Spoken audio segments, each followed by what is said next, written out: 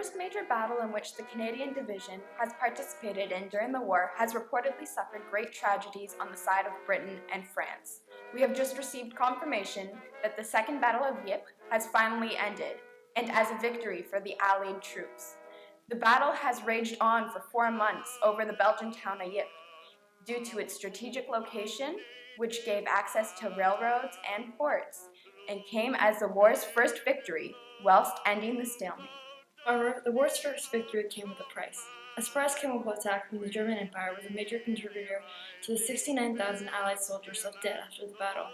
The casualties included British and French subjects as well as the colonies such as Canada, India, Morocco, Algeria, Australia, New Zealand, and Newfoundland. The chemical weapon used by the German Empire has been identified as chlorine gas. Doctors and surgeons did the best they could to patch up the soldiers that were injured during the war. We will be conducting an interview with Canadian Army Medical Corps officer John McCrae. He was one of the people deeply impacted by the horrors and struggles during the battle. Present during the fray, he tended to those with life-threatening injuries. To help us better understand the horrors of the chemical attack, he is here today to answer a few of our questions. We are now here joined by Dr. John McCrae, a medical professional who was present at Ypres, who will explain to us in greater detail what happened and tell us more about the chlorine gas that was used during the war. The chlorine gas attacks were horrible. They killed, injured, and blinded many of our troops. When the Germans used them against us, we were not prepared for such a thing. The soldiers had nothing to protect them, so many of them needed immediate medical attention. Can you confirm to us that the gas used was in fact chlorine gas? Yes, chlorine gas is extremely distinctive in both general appearance, smell, and its effects. Can you please describe such aspects? Certainly. Chlorine gas comes down in clouds, yellow-green in color. Since heavier than air, the large clouds reach down to the ground.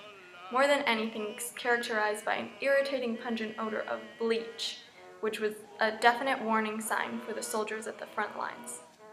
What happened during the battle and what actions were taken to protect the soldiers from the gas? It was chaos. Everything went horribly wrong after the attack. We had no idea what was going on, and not much to protect ourselves with. Soldiers had to be sent back to the front lines with just rags covered in urine, even those who were injured. How did the gas affect the soldiers? Well, you see, the gas reacts with moisture, creating a layer of burning acid. Since it reacts with moisture, the gas goes into the soldiers' eyes, mouths, and nose, causing respiratory problems as well as blindness. Some even drowned by creating too much mucus in their lungs. Were soldiers prepared in any way for this attack? No, not at all. Chemical gas is something no one has ever seen before the war. I never believed that something that awful could exist. Never mind the fact that Germany would use it as a means to gain advantages in the war. We couldn't prepare for something that wasn't even considered a possibility as a form of attack. Since we had no gas masks, the only way in which we could protect ourselves was by covering rags in urine and holding them over our faces, due to the fact that the ammonia in urine neutralizes the chlorine and protects our respiratory systems. Thank you for your time, John. You may go back to your station. Thank you. The possibility of another gas attack is probable, and military leaders have stated that they fully intend to invest in the equipment needed to protect the troops. For example, gas masks, by further investigating the ones utilized by the German force. There has yet to be confirmation if chemical weapons will be employed in the use of battle on the Allied side in the near future. However, despite the Germans' use of chemical warfare during the Second Battle of Ypres, it is a success for the Allied troops, thanks to the Canadian Division. And we have a member of the 1st Canadian Division to recount the story. And here we have a soldier present at the Second Battle of Ypres to tell us their story. Did you anticipate the attack? No, not at all. We saw some yellow gas over no man's land. At that point, we were scared that being gas was actually a possibility for us. We alerted the English general, but he didn't do anything about it. He thought that we were just overreacting. Do you think you could go a little more in depth about the commander's reaction?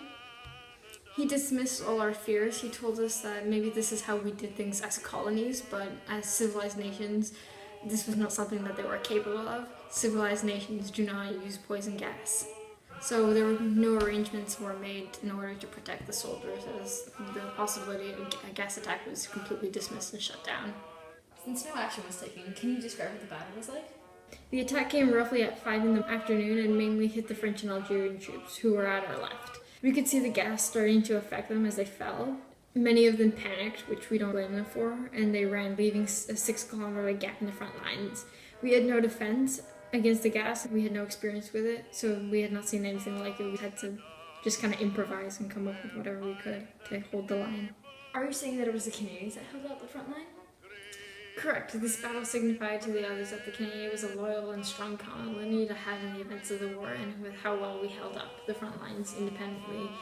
Even though we were terrified, we didn't leave in horror, but we fought bravely for our country. So, do you think you could explain to me what is the importance of holding the front line in a battle? The front lines are the most important in battle, as it's the main transportation trench for moving supplies and men. It's well connected to all the communication trenches as well.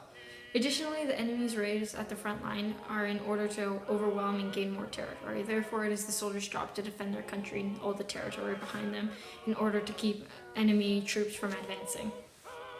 Alright, but how did you manage to stop the Germans from seizing the front line? We didn't anticipate the attack, so we were completely unprepared. We had to improvise to fight against the symptoms and the reactions to chlorine gas. We soaked up rags with water or urine to try and counteract the gas and protect our eyes, nose, and mouth. How do you think this will affect future battles? Well, now we have a new problem that we have to look out for.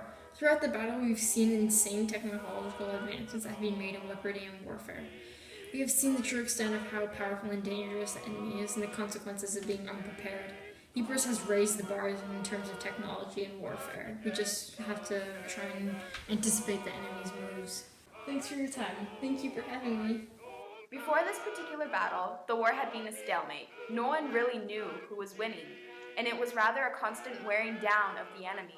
At Ypres, however, we finally had a true victory, mostly because of the Canadians. Despite winning, we're not going to let this happen again.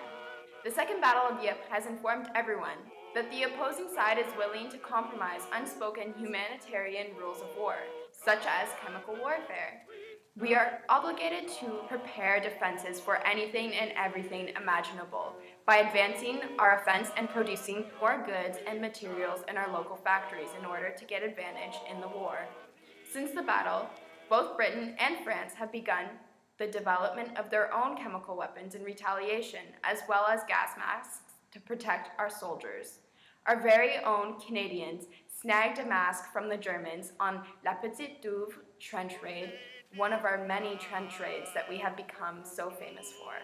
So despite the unforeseeable German chlorine gas attack, it was thanks to the Canadian 1st Division's bravery that the Second Battle of Ypres was a success. In spite of being a small colonial force, the 1st Canadian Division has proven its worth by prevailing against unforeseeable circumstances of war and being the first colonial force to ever defeat a European power.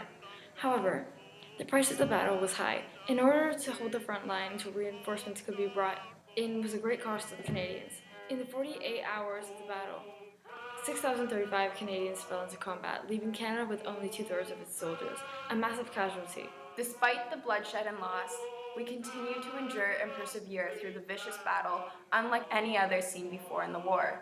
This battle has proved Canada's worth and earned Canada a fearsome reputation among the front lines thanks to the bravery they so greatly demonstrated that will never be forgotten. And don't forget to buy your victory bonds to help the boys in the war.